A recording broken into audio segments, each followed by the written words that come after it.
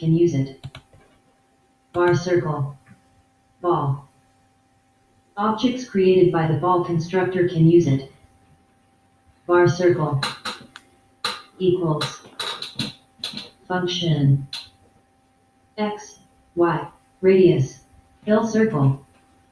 CTX.begin path. CTX.arcs, Y, radius, 0, math.pi. 2, false. If fill circle. CTX.fill. Else. CTX.stroke. Ball.prototype. Draw. Equals. Function. Circle this. X, this. Y, 3, true.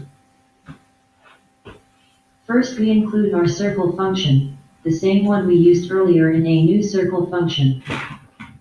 We then add the draw method to ball.prototype.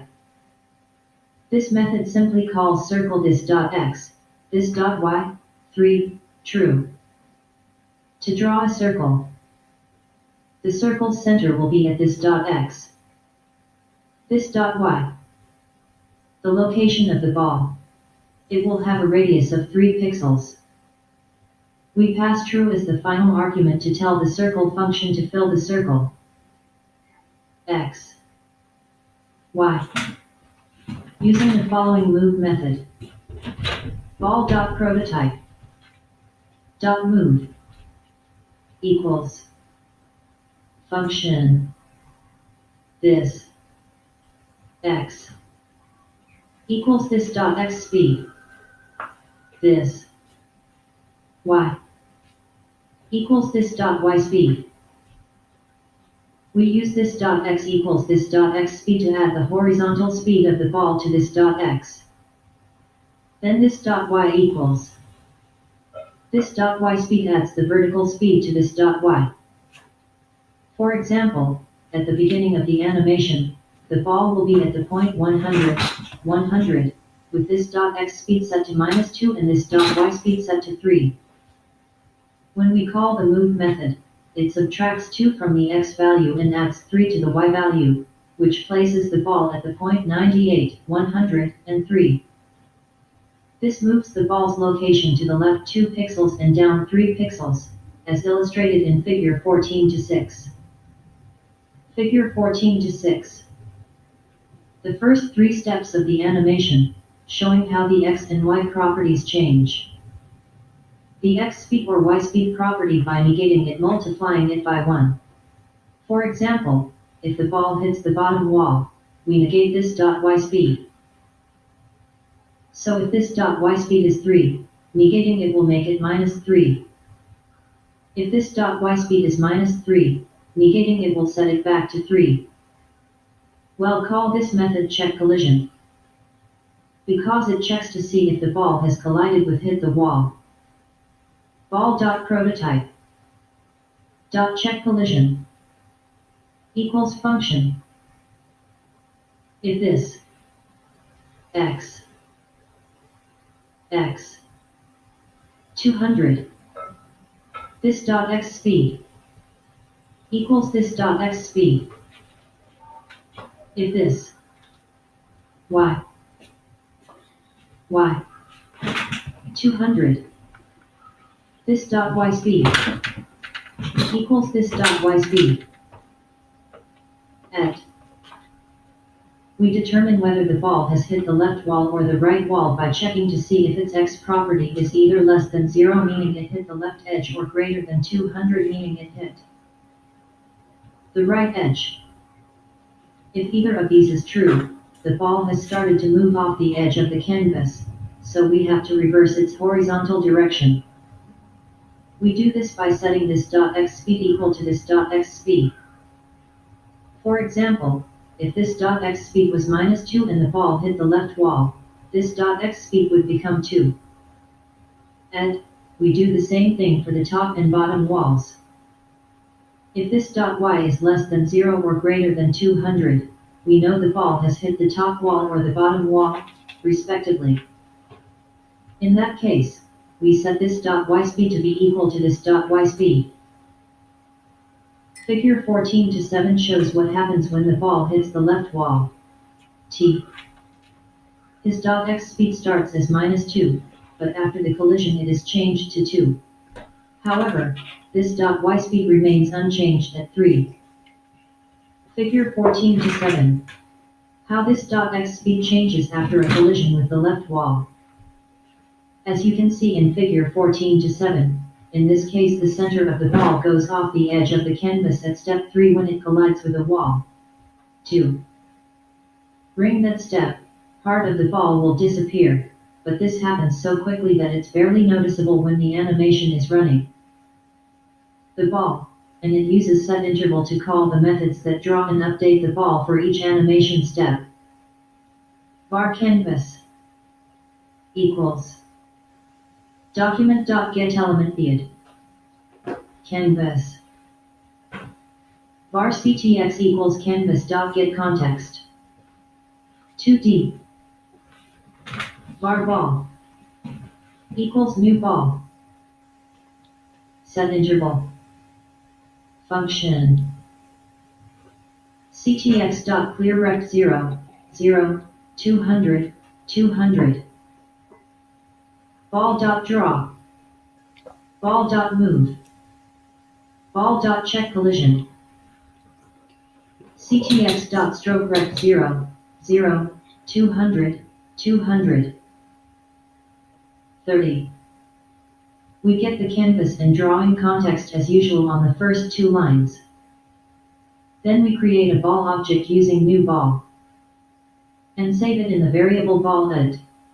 Next, we call setIntervalEd, passing a function in the number 30 ed. As you've seen before, this means call this function every 30 milliseconds. The function we pass to setInterval does several things. First, it clears the canvas, using ctx.clearRect 0, 0, 200, 200 ed. After this, it calls the draw, move, and check collision methods on the ball object. The draw method draws the ball at its current x and y coordinates. The move method updates the position of the ball based on its x speed and y speed properties. Finally, the check collision method updates the direction of the ball, if it hits a wall. The last thing we do in the function passed to setInterval is call ctx.strokeRect 0, 0, 200, 200 and to draw a line around the edge of the canvas, so we can see the walls the ball is hitting. When you run this code, the ball should immediately start moving down into the left. It should hit the bottom wall first, and bounce up into the left. It will continue to bounce around the canvas as long as you leave the browser window open. In this chapter, we combined our knowledge of animation from chapter 11 with our knowledge of the canvas element to create various canvas-based animations. We began simply by moving and growing squares on the canvas. Next, we made a bee buzz randomly around the screen, and we ended with an animation of a bouncing ball. All of these animations work in basically the same way. We draw a shape of a particular size in a particular position, then we update that size or position, and then we clear the canvas and draw the shape again.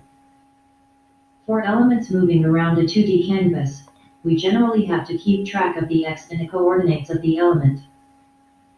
For the bee animation, we added or subtracted a random number from the z and y coordinates. For the bouncing ball, we added the current x speed and y speed to the x and y coordinates. In the next chapter, we'll add interactivity to our canvas, which will let us control what's drawn to the canvas using the keyboard. Here are some ways you can build on the bouncing ball animation from this chapter. 1. Bouncing the ball around a larger canvas. Our 200 by 200 pixel canvas is a bit small.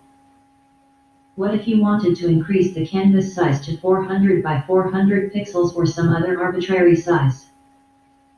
Instead of entering the width and height of the canvas manually throughout your program, You can create width and height variables and set the variables using the canvas object.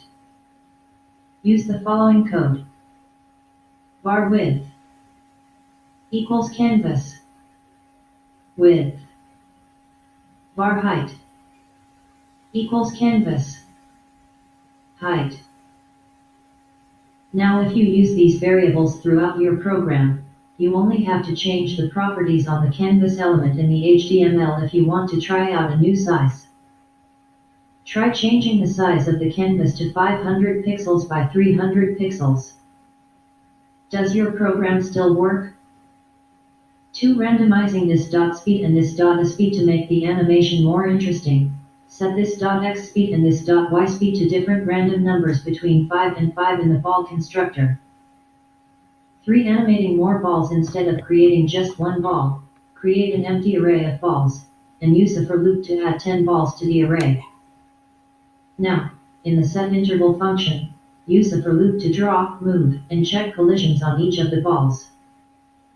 For making the balls colorful, how about making some colored bouncing balls?